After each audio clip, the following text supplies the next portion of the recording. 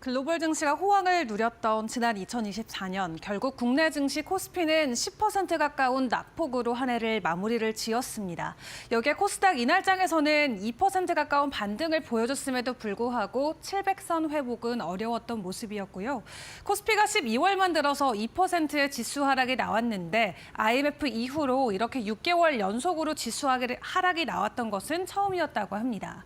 또 여기에 외국인들은 상반기에는 역대급의 순매수 흐름을 이어가다가 하반기 들어서는 이 코스피를 그대로 팔아내는 셀코리아 현상이 굉장히 강해졌고요. 또 여기에 투심이 흔들린 개인들 또한 5조 원대 순매수 행렬을 이어가면서 하반기에는 말 그대로 정말 지워버리고 싶었던 기억으로 남을 것 같습니다.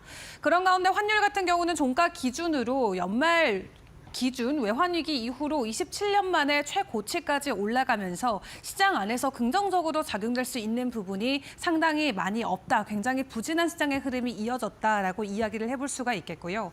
이날장에서 외국인과 기관들이 많이 담아갔던 종목들은 오랜만에 제약바이오 관련주들이었다라는 것도 체크를 해볼 수가 있었습니다. 그런 가운데 52주 신고가 관련주들은 이날장에서도 이틀 연속으로 양자컴퓨터 쪽에서 나왔는데 이날장의 분위기 섹터 흐름으로 한판 정리를 해보도록 하겠습니다. 여전히 우리 시장 안에서 가장 강했던 것은 미국발 이슈로 살아남은 모멘텀들이었습니다. 대표적으로 양자컴퓨터와 로봇 그리고 탄소포집 관련주들의 움직임을 체크해볼 수가 있었는데요. 이 양자컴퓨터 관련주들은 미국에서 관련주들의 주가 급등세가 이어지면서 국내에서도 그 온기가 그대로 퍼져나왔죠. 지난 2주 연속으로 관련주들의 급등 흐름이 이어졌던 가운데 이날장에서는 QSI가 상한가 안착을 했고요. 지금까지는 미국 안에서만 양자컴퓨터 관련된 모멘텀이 부각됐었는데 이날장에서는 중국에서 이 양자컴퓨터와 관련된 논문 하나가 발표가 되면서 이제 이게 또 미국과 중국 간의 기술 경쟁으로 퍼지는 것 아니냐라는 이런 경계감과 기대 심리가 동시에 작용하면서 관련주들의 주가 상승이 다시 한번 나타났습니다. 그리고 로봇 관련주들 안에서는 이날장에서 유니퀘스트와 RS 오토메이션 두 종목이 상한가 안착을 했습니다. 이번 모멘텀에 불을 지펴졌던 건 엔비디아의 새로운 휴머노이드 로봇용 소형 컴퓨터가 될 것 같은데요. 이름은 제슨 토르로 상반기 중으로 출시할 것으로 내용이 전해지면서 최근에 또 휴머노이드 관련해서 테슬라의 큰 수혜가 기대되는 섹터로 꼽혔었는데 여기에 엔비디아까지 참전을 하면서 앞으로도 로봇 그 안에서도 휴머노이드 관련된 섹터의 흐름이 기대가 된다라는 평가가 많이 나오고 있습니다. 자, 그리고 탄소포질 같은 경우도 머스크 그리고 트럼프 트레이드로 꼽을 수 있는 산업군 중 하나가 되겠죠. 여러 가지 코멘트들이 나오면서 관련 종목들의 주가 변동성 12월에도 계속 들썩이는 모습이 나왔는데요. 마지막 날장까지 에코아이 상한가 안착을 하면서 탄소포집 시장 개화에 대한 기대감이 계속해서 주가에도 반영이 됐던 모습입니다.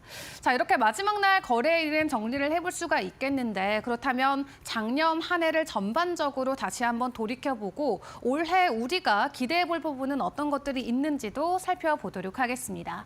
일단 1분기부터 체크를 해보면 1월 돼서는 윤석열 대통령이 국내 증시가 저평가돼 있다면서 금투세 폐지 추천 그리고 이 기업 밸류업과 관련된 기대감이 상당히 강하게 불었습니다.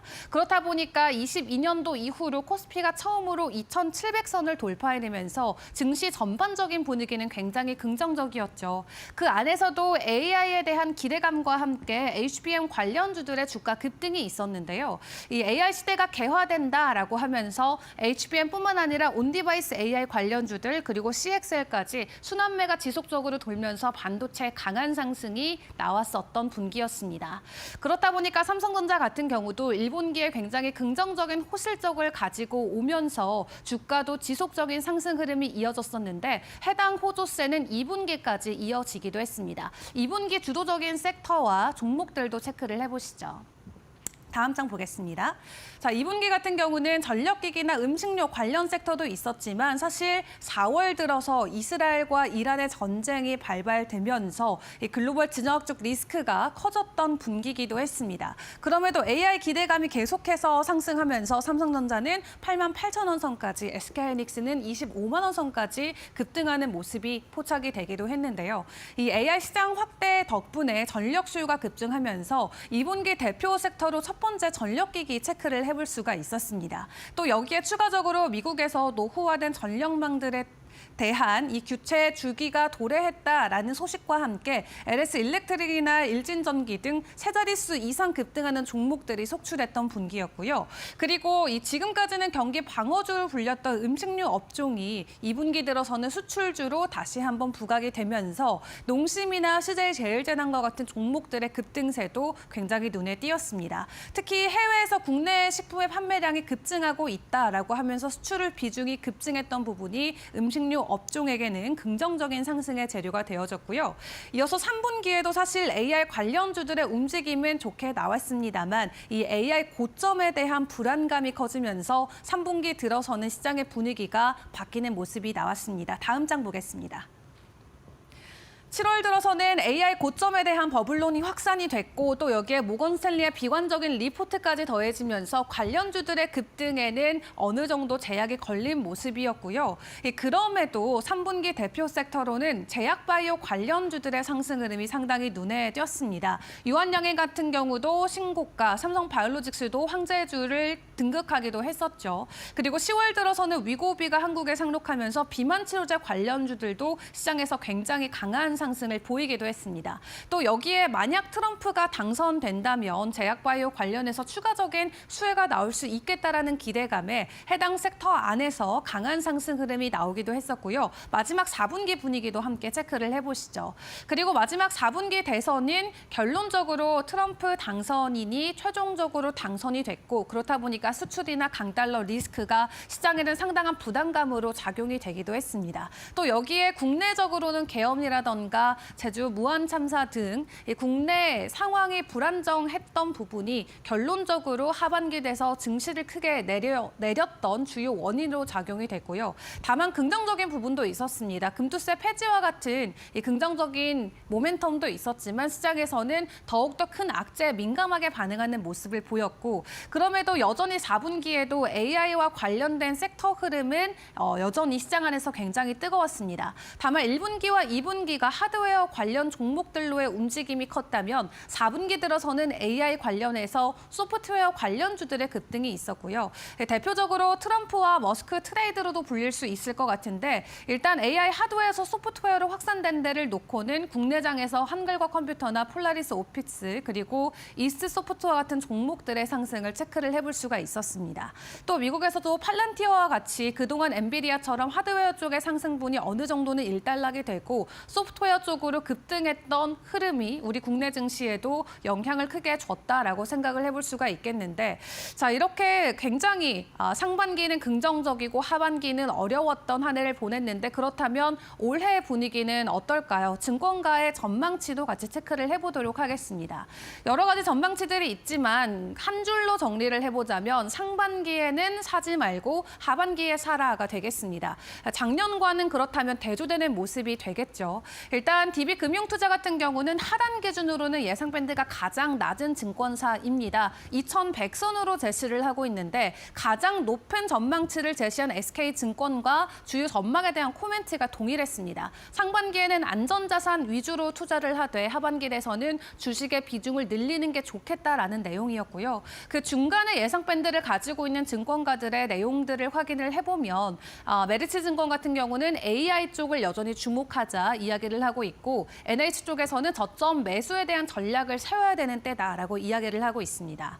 그리고 섹터 단으로 놓고 봤을 때 올해 주도할 수 있는 섹터로는 제약바이오 그리고 로봇 관련주들이 여전히 이름을 올리고 있는 상황인데요. 앞으로 트럼프 정부가 들어서면서 M&A가 본격적으로 활성화된다면 제약바이오 관련주 안에서도 긍정적인 모멘텀으로 작용이 될 수가 있겠고요. 그리고 올해 돼서는 이제 블록버스터급 특허들이 만료가 되기 때문에 바이오시뮬러 기업들에게는 상당한 기회가 될 수 있다라는 부분 그리고 국내에서도 여러 신약들이 허가될 수 있다라는 전망들이 나오면서 관련주들 올 한 해 동안은 꼼꼼하게 챙겨봐야 된다라는 이야기들이 많이 나오고 있습니다. 그리고 12월 마지막 날을 뜨겁게 달궜던 로봇 관련주들 25년도 주목을 해보시는 게 중요할 것 같습니다. 앞서 말씀드린 것처럼 휴머노이드 산업과 관련돼서 경쟁이 계속해서 심화가 될 예정인데 이제 엔비디아뿐만 아니라 기존에 있었던 있었던 테슬라나 또 피규어 AI 그리고 앱트로닉도 지속적으로 로봇과 관련된 개발 소식들을 이어오고 있는 상황인데요. 대표적으로 국내에선 휴머노이드 로봇 레인보우 로보틱스가 영위를 하고 있는 산업군이죠. 앞으로 로봇 관련주들 추가적인 변동 흐름이 크게 나올 수 있을지 올 한 해 동안의 상황도 같이 체크를 해보시면 좋겠습니다.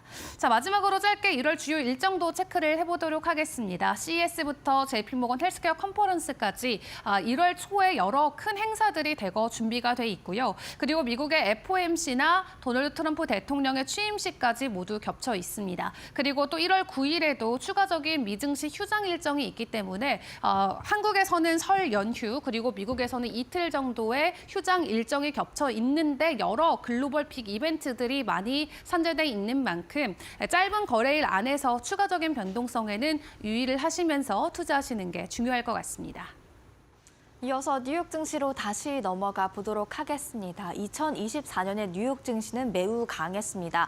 다우 지수가 12% 이상의 상승률, 나스닥 지수가 28% 이상, S&P 500 지수도 23% 이상의 상승률을 기록을 했고요. S&P 500 지수 20% 이상의 상승률을 2년 연속 강하게 기록하는 모습들이었죠. 그리고 다른 곳에 투자를 하셨더라도 대체로 다 긍정적인 수익률을 얻으셨을 겁니다.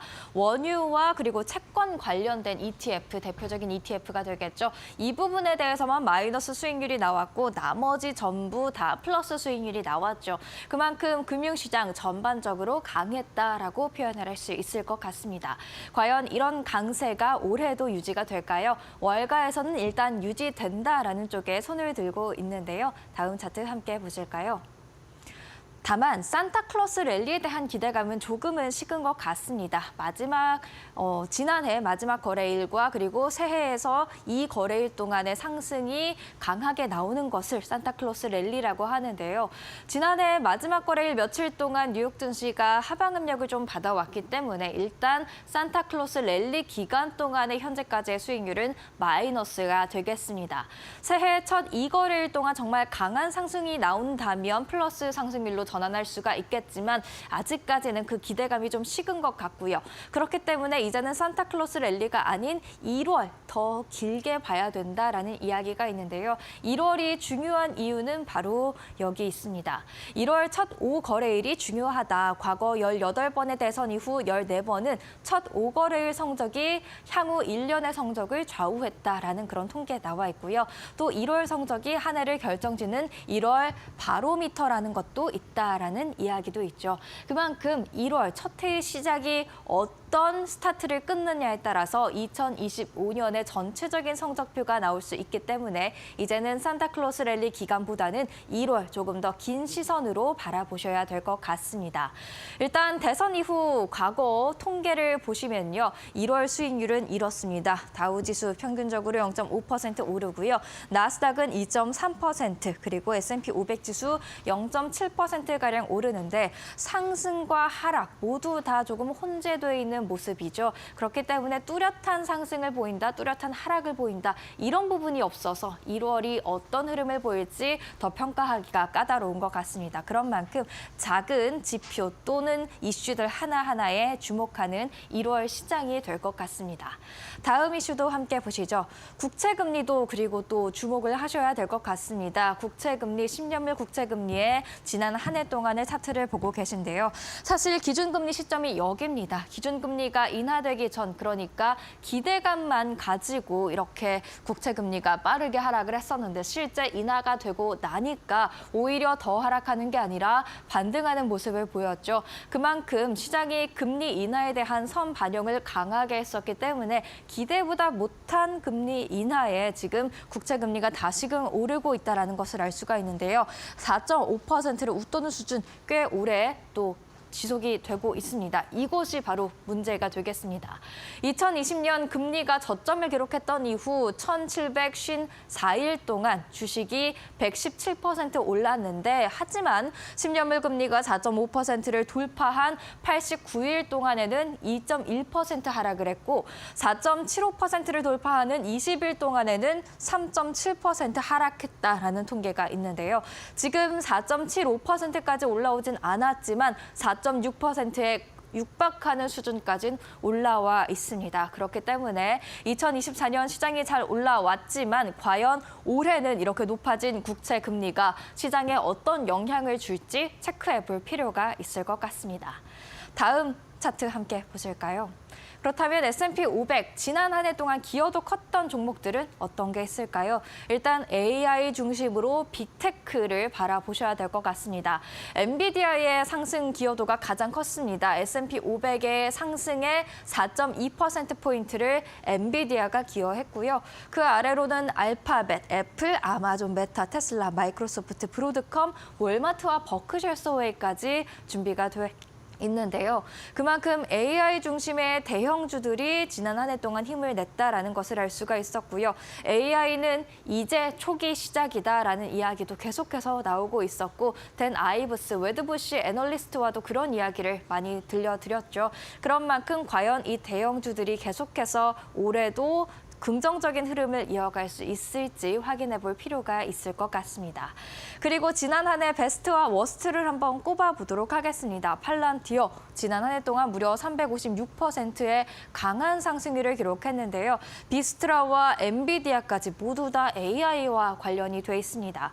AI 데이터 분석 기업이 되겠고요. 비스트라는 AI 인프라 중 하나인 원자력 관련주가 되겠고요. 엔비디아는 반도체 칩이 되겠죠. 그만큼 AI가 강한 상승 동력이 됐던 지난 한 해인데 AI 테마는 올해도 계속해서 이어질 것으로 예상되는 만큼 과연 이 세 종목들이 계속해서 불타오를 수 있을지 지켜보셔야겠고요. 반대로 워스트 종목들은 올해 과연 반등할지가 이슈가 되겠죠. 월그린스 부처 얼라이언스가 지난 한 해 이렇게 큰 하락률을 기록한 것은 약국 사업 부문이 좀 부진했기 때문입니다. 하지만 이 부문을 지금 떼어내려고 노력을 하고 있기 때문에 매각이 성사될 경우 주가 반등할지 지켜보셔야겠고요. 인텔은 사실 AI 반도체에서 뒤처지면서 지금 주가 하락률이 크게 나왔는데, 다만 계속해서 이 부분 상쇄시키려고 여러 가지 자구안을 마련을 하고 있죠. 자구책을 마련하고 있는 만큼 또 보조금도 많이 지원을 받은 만큼 살아날 수 있을지 지켜볼 필요가 있을 것 같습니다. 또 모더나는 백신의 강자인데 지난 한 해는 코로나 백신 관련 백신보다는 또 비만 치료제가 제약 바이오 업계에서는 주목을 받았기 때문에 상대적으로 주가가 부진했습니다만 과연 모더나가 돌파구를 찾을 수 있을지도 주목해 볼 필요가 있을 것 같습니다. 그리고 지난 한 해 동안 비트코인 가격도 굉장히 많이 올랐었습니다. 비트코인의 수익률을 보시면요. 지난 한 해 동안 무려 124.8%의 강세를 보였는데요. 올해도 잘 나갈지 많이들 궁금하실 것 같아서 정리를 해봤는데, 코인시어스는 일단 내년, 올해 기준으로 최대 15만 달러까지 전망을 하고 있고요. 갤럭시 디지털도 상반기에만 15만 달러, 그리고 하반기에는 18만 5천 달러까지 전망을 하고 있습니다. 넥소는 가장 높은 25만 달러 제시를 했고요. 매트릭스 포트 16만 달러, 그리고 스탠다드 차타드 20만 달러를 제시했는데 과연 비트코인도 올해 계속해서 불타오르는 상승률을 기록할 수 있을지 체크할 필요가 있어 보입니다. 2024년 워낙 강한 상승률을 기록했던 주식 시장이기 때문에 올해 작년보다는 조금의 상승률이 적을 수 있겠다라는 이야기는 나와 있습니다만, 그래도 뉴욕 증시의 강세 흐름은 이어질 것이라는 게 월가의 중론이기 때문에 함께 지켜볼 필요가 있을 것 같습니다.